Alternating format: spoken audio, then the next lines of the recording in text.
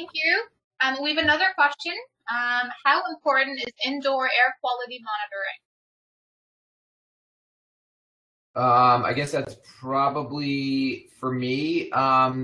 That's an interesting question. It's sort of, you can take it a few different ways. By definition, indoor air quality monitoring tends to be more of a private thing, in the sense that most of the data we get generally is from outdoors, in public spaces, through government devices, and that's why we have a disproportionate amount of information on the outdoors. It's an important question because most of the time we spend actually is indoors. So in Canada, it's about 85% of the time of an average Canadian on a 24-hour cycle. With all the data we have, about 85% of it is indoors, and yet we're using mostly outdoor data. So in that sense, it's very important to understand what's going on.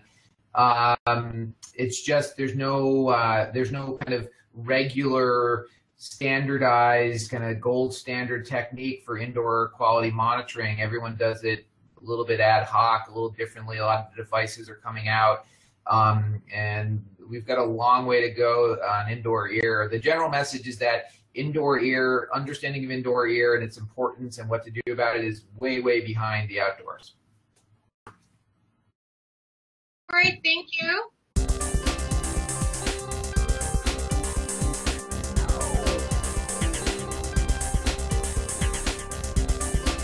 Welcome everyone to Asthma Canada's Speaker Series webinars. And how important is reducing indoor air pollution? So this is really important. So again, I think a lot of patients don't recognize what harms they're doing to themselves with air fresheners and Febreze and Lysol sprays.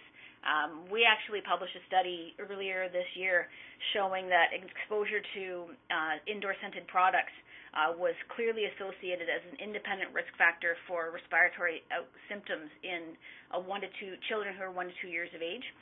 And that was independent of whether or not parents were smoking, independent of all the other things that are known to increase your risk of respiratory symptoms. So I think we need to spend more time talking about things like that and making sure people aren't using scented candles and air fresheners if there's an asthmatic in the house. Thank you for that. We have another question.